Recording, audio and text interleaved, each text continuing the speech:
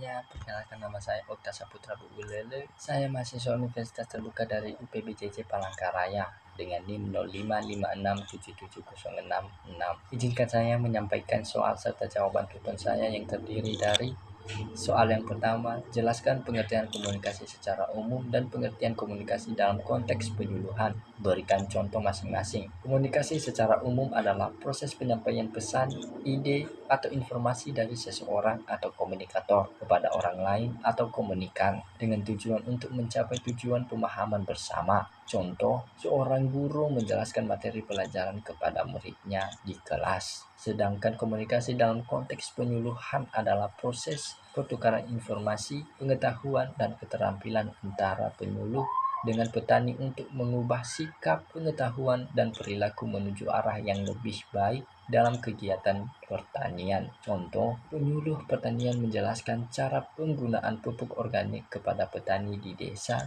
agar hasil panen pertanian meningkat. Soal yang kedua, salah satu unsur komunikasi adalah pesan atau informasi. Dalam konteks ini, apa manfaat cyber extension dalam kegiatan penyuluhan pertanian? Berikan penjelasan. Cyber extension merupakan sistem penyuluhan berbasis teknologi, informasi, dan komunikasi yang disediakan oleh Kementerian Pertanian untuk memperluas akses informasi bagi penyuluh dan petani. Manfaatnya antara lain: 1. Mempermudah penyuluh dan petani mengakses informasi pertanian terbaru seperti teknologi, hama penyakit, harga, dan pasar. 2. Mempercepat penyebaran inovasi pertanian tanpa harus selalu tatap muka. Ketiga, meningkatkan kualitas dan jangkauan layanan penyuluhan di wilayah terpencil. Keempat, memfasilitasi komunikasi dua arah antara penyuluh, petani, dan pihak terkait seperti peneliti, pakar, dan pemerintah.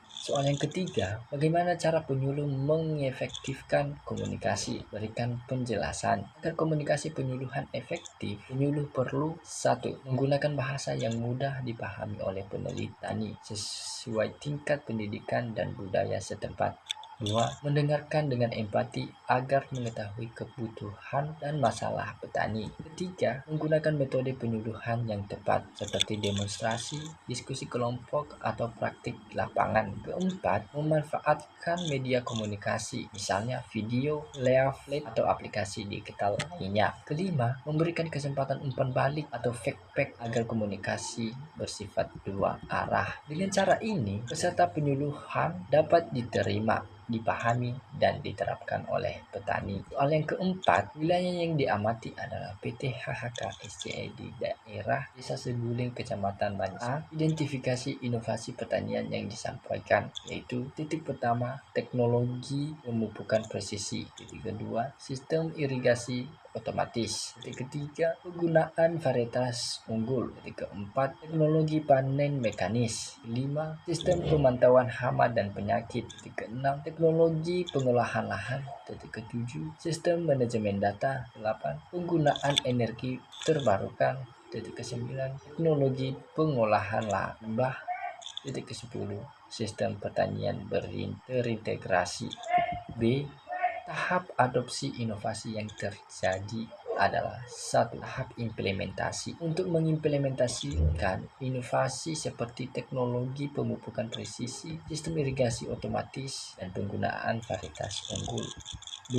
Tahap konfirmasi. Untuk melihat hasil dari inovasi dan penggunaannya secara terus-menerus. C. Faktor yang mempengaruhi kecepatan adopsi inovasi secara sasaran adalah 1. Karakteristik inovasi. Titik pertama, keuntungan relatif. Inovasi yang memiliki keuntungan relatif yang jelas dan signifikan akan lebih cepat diadopsi. Titik kedua, kompatibilitas. Inovasi yang kompatibel dengan kebutuhan dan nilai-nilai sawit akan lebih cepat diadopsi. Titik ketiga, kompleksitas. Inovasi yang kompleks akan lebih lambat diadopsi karena memerlukan pemahaman yang lebih mendalam. 2. Karakteristik petani sawit. Titik pertama, pendidikan.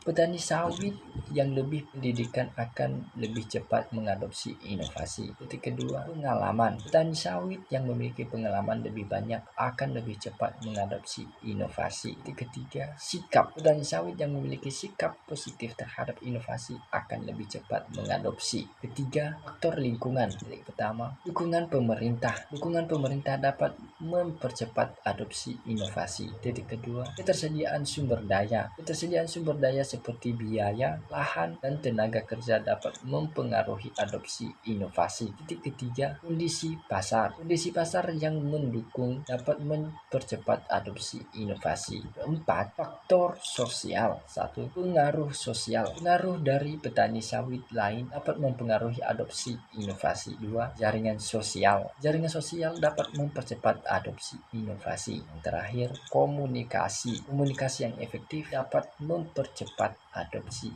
inovasi. Sekian dari saya, terima kasih.